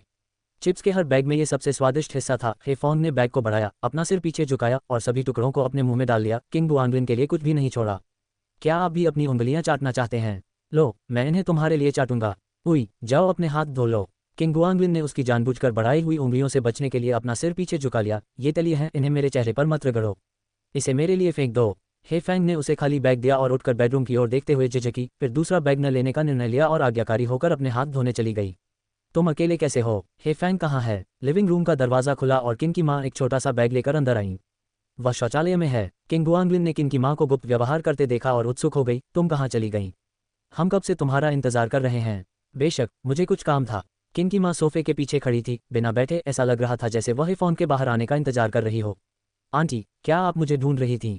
दोनों की बातें सुनकर हेफोंग ने जल्दी से अपने हाथ धोए, उन्हें सुखाया और बाहर आ गई। हाँ, कुछ तो है।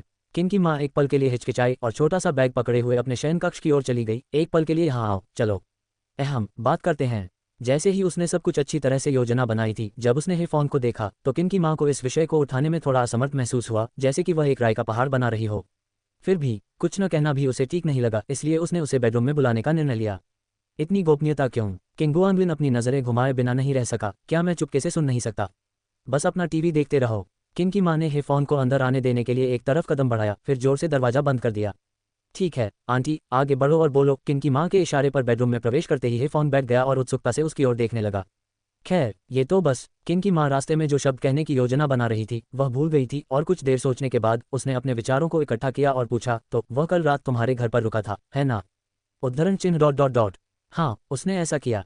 किन की माँ को सीधे मामले को संबोधित करते हुए सुनकर हेफेंग ने तेजी से पलकें झपकाईं और फिर सिर नीचे करके धीमी आवाज में जवाब दिया। वह बिल्कुल एक छोटी बच्ची की तरह लग रही थी जिसे झूठ बोलते हुए पकड़ा गया हो। अरे, तुमने कहा था कि वह सहपाठियों के साथ था। हा हा हा। किन की माँ ने अपना पैर रगड़ा और 2 बार सूखी हंसी निकाली, फिर समझ नहीं पाई कि आगे क्या कहे। उद्धरण चिन्ह डॉट डॉट डॉट उद्धरण चिन्ह। उद्धरण चिन्ह डॉट डॉट डॉट उद्धरण चिन्ह। बात यह है कि किन की माँ की नज़रें इधर उधर घूम गईं, समझ नहीं आ रहा था कि कहाँ देखें। तुम्हें सावधान रहने की ज़रूरत है। उद्धरण चिन्ह डॉट डॉट डॉट। ठीक है। हेफेंग ने अपने होंठ काट लिए और मुस्कुराहट दबा ली। यह उस समय की अजीब स्थिति के समान था जब उन्हें इसके लिए प्रेरित किया जाता था, और अब इसके विपरीत कार्य करना भी उतना ही अजीब था। मैं जो कहना चाहती हूँ वो ये है। किन की माँ ने कई बार अपना मुंह खोला और बंद किया। वह चीज़ तुम समझ रही हो कि मैं क्या कहना चाहती हूँ? मुझे पता है। जहाँ तक तुम्हें पता है, यही मेरी मुख्य चिंता है। मुझे डर था कि तुम्हें पता नहीं है। उसने राहत की सांस ली। असहजता महसूस करते हुए उसने बस फोन को छोटा काला बैग थमा दिया। जब तुम वापस आओ तो इसे अच्छी तरह से देख लेना। मैं इससे ज़्यादा कुछ नहीं कहूँगी। इसमें वास्तव में कुछ भी नहीं है, बस चिंता है। जानना अच्छा है, जानना अच्छा है। हम हेफेंग ने बैग लेते हुए सिर हिलाया। शुक्रिया आंटी। अगर और कुछ नहीं है तो मुझे। तुम दौड़ने जा रहे हो, है ना? तो फिर चल पड़ो। दौड़ना अच्छा है, सचमुच अच्छा है। किन की माँ ने हेफोन को जाते हुए देखा और उसका दिल हल्का हो गया। उसे राहत मिली कि उसने स्थिति को संभाल लिया है। अगर यह उनकी अपनी बेटी होती तो ठीक था, लेकिन किसी और की लड़की को ऐसी शिक्षा देना बहुत अजीब है, बहुत शर्मनाक है। उसने क्या कहा? किंग गुआंगलिन, जो किन की माँ के बेडरूम से आ रही आवाज़ों पर ध्यान दे रहा था, उसने हेफोन को बाहर आते देखा और तुरंत अपनी आवाज़ धीमी करके उससे पूछा। उसने इधर उधर की बातें की। हेफांग ने हाथों से इशारा किया और फिर उसने मुझे ये दिया। उसने काला बैग उठाया। चलो चलते हैं। मैं इसे मेरे घर छोड़ दूंगी, फिर हम दौड़ने चलेंगे। इस बात से कोई फर्क नहीं पड़ता कि किन की माँ के साथ उसकी बातचीत एक नाटक खेलने के समान थी। भले ही उन्होंने ठीक से बातचीत की हो, वह गुआंगलिन को इसके बारे में बताने का मन नहीं करती। बहुत ही लापरवाही से उत्सुकतावश किंग गुआंगलिन ने उससे बैग लेना चाहा। मुझे देखने दो कि अंदर क्या है। जल्दी क्या है? हम बाहर जाकर देखेंगे। हेफेंग को यह भी जानने की जिज्ञासा थी कि किन की माँ ने उसे क्या दिया था। उसमें जो कुछ था वह स्पष्ट रूप से पत्रिकाओं या समाचार पत्रों जैसा लग रहा था, न कि किसी प्रकार का सुरक्षा उपकरण। सब कुछ कितना गुप्त है। किंग गुआंगलिन ने सिर हिलाया और हेफोन के पीछे दरवाजे से बाहर निकल गया। वे थोड़ी दूर चले, एक कोने में मुड़े और फिर एक स्ट्रीट लैंप के नीचे रुककर किन की माँ द्वारा दिए गए खजाने को देखने लगे। ये है। बैग के अंदर एक पतली पुस्तिका देखकर वे दोनों रुक गए। फिर हेफोंग ने जैसा मैंने सोचा था वाला भाव रखते हुए उसे किंग गुआंगलिन की ओर उछालते हुए कहा, इसका अच्छी तरह से अध्ययन करो। इसका अध्ययन किस लिए? तुम तो। किंग गुआंगलिन की आवाज़ धीमी पड़ गई और वह चुप हो गया और जन नियंत्रण पुस्तिका को वापस बैग में रख दिया। मैं इसे रखूंगा, देर सवेर इसकी ज़रूरत पड़ सकती है। मेरी माँ को ये कहाँ से मिला? उसे शायद ये किसी अस्पताल या क्लिनिक से मिला होगा। लगता है परिवार नियोजन कार्यालय में भी यह मौजूद है। हेफेंग ने आंखें घुमाईं। अगर तुम चाहो तो इसे रख लो, मुझे इसकी ज़रूरत नहीं है। ये तुम्हारे लिए है, इसलिए इसे तुम्हारे घर ही रहना चाहिए। अरे, इसमें कुछ और भी है। किंग गुआंगलिन ने काले बैग से कुछ चौकोर प्लास्टिक के पाउच निकाले और फिर से ठिठक गया। उद्धरण चिन्ह डॉट डॉट डॉट उद्धरण चिन्ह। उद्धरण चिन्ह डॉट डॉट डॉट उद्धरण चिन्ह। वह सचमुच एक सच्ची माँ थी। अध्याय 170, अध्याय 168, फूल खिलने पर तुम्हें देखना। किंग गुआंगलिन ने वास्तव में यह नहीं देखा था कि किन की माँ हेफोन को कमरे में इतनी गुप्तता से खींचकर लाएगी और केवल एक मैनुअल और कॉन्डोम देगी। क्या उसने तुमसे क्या कहा? उसने हेफोन को संदेह भरी नज़रों से देखा। क्या ऐसा हो सकता है? इसमें कोई आश्चर्य नहीं कि उसे चुपकर सुनने की अनुमति नहीं थी। किन की माँ बहुत रहस्यमयी थी। पाह पाह पाह, अपने गंदे विचार अभी निकाल दो। हेफेंग ने बैग छीन लिया, फिर अपने हाथ में कॉन्डोम को देखा। क्या तुम इसे वापस नहीं रखोगे? किंग गुआंगलिन ने उसे 2 बार चुटकी से दबाया और थोड़े से अफसोस के साथ उसे वापस फेंक दिया। उसकी बूढ़ी औरत के दयालु इरादों का क्या नुकसान हुआ? तो तुम इसका इस्तेमाल करने की सोच रहे हो? हे फैंग ने उसकी तरफ एक नज़र डाली। हे बस मजाक कर रहा था। अगर तुम मुझे ये दे भी दोगे तो भी मुझे इसका इस्तेमाल करना नहीं आता। किंग गुआंगलिन ने हंसते हुए उसे अपने किराए के घर की ओर खींचा। समय आने पर तुम्हें मेरी मदद करनी होगी। यदि अब इसका उपयोग नहीं किया जा सकता था तो इसका उपयोग नहीं किया जा सकता था। थोड़ा सा मौखिक लाभ छीनना और अपनी प्रेमिका को चिढ़ाना काफ़ी मज़ेदार था। पता नहीं इसे कैसे इस्तेमाल करते हैं, है ना? मैं सिखा दूंगा। हे फैंग ने बैग से एक और कॉन्डोम निकालते हुए कहा, बस इसे फाड़ दो। अंदर एक गुब्बारा है जिसे तुम मुंह से फुला सकते हो, फिर एक धागा ढूंढकर उसे बांधकर कमरे में टांग दो। बहुत मजा आता है। उद्धरण चिन्ह डॉट डॉट डॉट उद्धरण चिन्ह। अब समझ में आया। समझ गया। मैं बाद में एक को उड़ा दूंगा और आपके बिस्तर के पास लटका दूंगा। इसे अपने बिस्तर के पास लटका दो। दिन दहाड़े मदद मिलने और एक दूसरे को आधा अधूरा सच बताने के बाद दोनों मानो एक नए दौर में पहुंच गए थे। हालांकि उन्होंने आखिरी कदम नहीं उठाया था, लेकिन इस पर मजाक करना बहुत स्वाभाविक हो गया था। उस आखिरी कदम के अलावा उन्होंने असल में वो सब कुछ कर लिया था जो किया जा सकता था। किंग गुआंगलिन को कोई खास ज़रूरत महसूस नहीं हुई। उसे कभी कभार थोड़ी तलब होती, उसकी नीयत परखने के लिए 2-4 मजाक कर लेता या बस कुछ बातों का मजा ले लेता। अगर हे फांग नहीं चाहता था तो वो भी नहीं चाहती थी। आखिरकार कोई जल्दी नहीं थी, देर सवेर वो उसकी हो ही जाएगी। जल्दबाजी नहीं की जा सकती। इस तरह का मामला आपसी सहमति से होना चाहिए। दोनों पक्ष सहमत और खुश होने चाहिए। अगर किसी एक पक्ष को समझौता करना ही पड़े तो बेहतर है कि ऐसा नहीं किया जाए। वे दोनों एक साथ ऊपर की मंजिल पर गए और दरवाजा खोला और हे फॉन्ग ने बैग को चारों ओर देखा, फिर उसे दराज में रखकर ताला लगाने का निर्णय लिया ताकि वह नजरों से दूर रहे और किसी भी गंदे विचार को जन्म न दे। आंखों से ओझल वस्तु को हम भूल जाते हैं।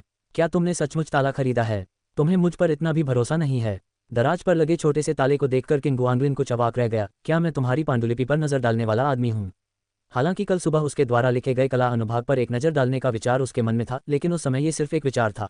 हाँ, हे फैंग ने सकारात्मक रूप से सिर हिलाया। खैर, जब तुम अपनी किताब प्रकाशित करोगी तो मैं उसे देर सवेर देख लूंगा। मुझे कोई जल्दी नहीं है। किंग गुआंगलिन ने उसे दराज पर ताला लगाते हुए देखा और ताक झांक करने का विचार त्यागते हुए पूछा, तुम्हारा उपनाम क्या है? फूल खिल गए हैं। फूल। उसने लिविंग रूम में रखे गमले की ओर इशारा किया। वह लीक का गमला। मैंने तुमसे कहा था ये लीक नहीं है। हे फैंग को उसे कुछ सिखाने का मन नहीं हुआ। चलो दौड़ते हैं। वे दोनों 1 महीने से दौड़ रहे थे, लगभग आदत सी बन गई थी। आजकल अगर वे दौड़ने नहीं जाते तो उन्हें दौड़ की कमी महसूस होती थी। अरे, क्या तुम्हारा उपनाम ऐसा है? जब फूल खिलते हैं तो उन्हें तोड़ लेना चाहिए, क्योंकि जब तक फूल न बचे तब तक इंतजार करना शर्म की बात है। किंग गुआंगलिन ने सोचा और फिर हे फॉन्ग की ओर एक फूल तोड़ने की नकल की। नहीं, हे फैंग ने उसकी ओर देखा। मुझे ऐसा क्यों लगता है कि जब कोई चीज़ तुम्हारे मुंह से निकलती है तो उसका स्वाद अलग हो जाता है। कोई बदलाव नहीं। मैं बहुत गंभीर हूँ। मुझे लगता है कि आप बस भरे हुए और निष्क्रिय हैं। आप जानते हैं, जब आप गर्म और तृप्त होते हैं तो आप उसके बारे में सोचते हैं। जब तक आप थक नहीं जाते तब तक कुछ चक्कर लगाने से यह ठीक हो जाएगा। वह क्या है? किंग गुआंगलिन ने गंभीर स्वर में कहा। वे बातें करते हुए नीचे पहुंच गए थे और हे फॉन्ग ने कोने से एक छोटी सी टहनी उठाई जो काम आ गई थी। उसे बिना किसी उद्देश्य के लहराते हुए कहा, उसकी परवाह मत करो, बस भागो। किंग गुआंगलिन ने कंधे उचकाए और चुपचाप आगे की ओर दौड़ने लगा। पब फ्यूचर द्वारा विज्ञापन। पब फ्यूचर विज्ञापन। रोजाना व्यायाम करने से भूख बढ़ सकती है। उसे साफ महसूस हो रहा था कि दौड़ने के बाद वह थोड़ा ज्यादा खा रहा है। कुछ दिन पहले जब उसने हे फॉन्ग को इस बारे में बताया तो उसने बस इतना पूछा कि क्या उसका वजन बदल गया है। बस यही जवाब उसकी धूम्रपान छोड़ने की इच्छा को दबाने के लिए काफ़ी था। हालांकि उसने ज़्यादा खाना शुरू कर दिया था, लेकिन उसका वजन नहीं बदला था। जब उसने इसके बारे में सोचा तो उसे लगा कि वह ज़्यादा चुस्त दुरुस्त हो गया होगा। द्रव्यमान संरक्षण और क्वांटम यांत्रिकी और उन सभी अराजक सिद्धांतों के अनुसार बिना मोटा हुए ज़्यादा खाना। किंग गुआंगलिन को लगा कि यही सच है। वसा घटाएं, मांसपेशियां बनाए रखें। यद्यपि अभी तक स्पष्ट नहीं है, लेकिन दृढ़ता का फल अवश्य मिलेगा। और पहले की तुलना में उसका मनोबल निश्चित रूप से बढ़ा हुआ था। अब पता चला कि प्रतिदिन थोड़ा व्यायाम करना कोई बुरी बात नहीं है। हे फैंग ने भी अपने पैरों को रोजाना भिगोना जारी रखा और जो 10 मिनट की दिनचर्या से शुरू हुआ था वह अब एक नियम बन गया है। पिछली बार जब उसका मासिक धर्म आया था तब भी उसे थोड़ा दर्द हुआ था, लेकिन पहले से काफी बेहतर था। एक पेड़ को पोषित करने के लिए आपको उसकी जड़ों की देखभाल करनी होगी। एक व्यक्ति को पोषित करने के लिए आपको उसके पैरों की देखभाल करनी होगी। सोने से पहले एक कटोरी गर्म पानी पीना किसी भी नुस्खे से बढ़कर है। सादे गर्म पानी में भिगोने से भी सेहत पर अच्छा असर पड़ता था, और उसमें मिलाई गई सामग्री की तो बात ही छोड़ दीजिए। किंग गुआंगलिन ने कुछ देर तक उसके लिए इसे तैयार किया और फिर बेशर्मी से उसके साथ शामिल हो गया। दौड़कर हे फॉन्ग के घर लौटकर किंग गुआंगलिन ने हे फॉन्ग के नहाने का इंतजार किया। उसने ज्यादातर गर्म पानी से भरी एक बाल्टी बिस्तर के पास रखी, में से एक कुर्सी उठाकर बैठ गया और कुछ आओ की आवाज़ों के साथ धीरे धीरे तापमान के अनुकूल ढलने के लिए अपने जूते उतार दिए। ठीक है, ये तैयार है, आओ शामिल हो जाओ। किंग गुआंगलिन ने बिस्तर के किनारे को थपथपाया और हे फॉन्ग को बुलाया। उन्होंने अपनी कुर्सी पर झुकते हुए दुख व्यक्त किया। हमने समय से पहले ही बुजुर्गों के स्वास्थ्य संबंधी नियमों को अपना लिया है। और सच कहा जाए तो जब वे दोनों आमने सामने बैठे थे और उनके चारों पैर एक ही टब में थे तो उन्हें बहुत आराम महसूस हुआ। नए जमाने के जवान, इधर उधर घूमना बंद करो। हे फैंग ने देखा कि बाल्टी में उसके पैर बेचैनी से उसके पैरों से टकरा रहे हैं और उसने धीरे से अपना पैर उठाकर उसके पैर नीचे दबा दिए। किसी दिन मैं तुम्हारे लिए कुछ गोजी बेरी खरीदूंगी, तुम उन्हें रोजाना थमस में भरकर रख सकती हो और बस यह अनुभव पूरा हो जाएगा। अरे क्या तुम सचमुच मेरे साथ एक बूढ़े आदमी की तरह व्यवहार कर रहे हो? हम सभी को अंततः वहां पहुंचना ही है ना? इस प्रक्रिया को छोड़कर सीधे सेवानिवृत्ति की ओर बढ़ जाना इतना बुरा नहीं है ना? शायद मुझे भी दरबान की नौकरी मिल जाए और मैं अपने साथियों से 40 साल आगे हो जाऊं। 2% ब्याज पर लोन। ये सच है। वेचेहुलू.com। किंग गुआंगलिन ने अपनी कुर्सी पर धंसते हुए कुछ शब्दों में जवाब दिया, लेकिन हेफोंग के लाल चेहरे को देखते हुए उसे अचानक दुख हुआ। कल मैं कुछ कपड़े लेकर आऊंगा। तुम कपड़े क्यों ला रहे हो? आप यहाँ दौड़ने के बाद आराम से स्नान का आनंद ले सकते हैं, जबकि मुझे पसीना धोने के लिए वापस जाने तक इंतजार करना पड़ता है। यह उचित नहीं है। मैं भी यहीं स्नान करना चाहता हूँ। ये तब बेहतर होता है जब दोनों तरोताजा हों और एक साथ चिपके हुए हों। जरूर, ये बात तो सही है। कुछ अतिरिक्त कपड़े यहीं छोड़ जाना, मैं शाम को उन्हें भी अपने कपड़ों के साथ धो दूंगी। हेफेंग ने सोचा और सहमति में सिर हिलाया। पसीने से तरबतर होना वाकई असहज था और ज्यादा देर तक बैठे रहने से कुर्सी भी चमक उठती। उफ, कितना घिनौना विचार था। 10 मिनट से ज्यादा समय तक पानी में भीगने के बाद किंग गुआंगलिन ने हेफांग की खरीदी हुई चप्पलें पहन ली, बड़ी नीली चप्पलें जिन पर 2 पांडा एक साथ आराम कर रहे थे, जो उसकी छोटी लाल चप्पलों से बिल्कुल मेल खा रही थी, और एक कपल सेट बन गया। जब उसने पहली बार उन्हें खरीदा था तो वह काफी समय तक मन ही मन खुश रहा था। सब कुछ जोड़े में आना चाहिए। अपना पैर उठाओ, उसने तौलिया लेकर नीचे बैठते हुए कहा। हेफेंग ने आज्ञाकारी ढंग से उसके पैर फैला दिए और उसके होठों को भींच लिया, जबकि वह उसके होठों को सुखाने का इंतजार कर रही थी। हालांकि जब वह उसका पैर पकड़ता था तो उसे थोड़ा अजीब लगता था, लेकिन जब तक वह उसे ज्यादा नहीं काटता था तब तक ये सहनीय था।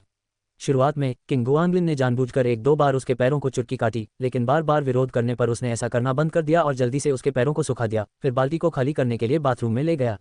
लुओ सिटी के शीर्ष 10 बॉयफ्रेंड से प्रभावित होकर मैं आपको लाइक दूंगी, हेफोंग ने अपने बिस्तर पर आराम से घोषणा की, लिविंग रूम की ओर चिल्लाने से पहले इधर उधर लुढ़क गई। मेरे लिए कोई इनाम? किंग गुआंगलिन ने सब कुछ सुलझा लिया और वापस आते समय अपने हाथ पहुंचते हुए पूछा। एक चुंबन।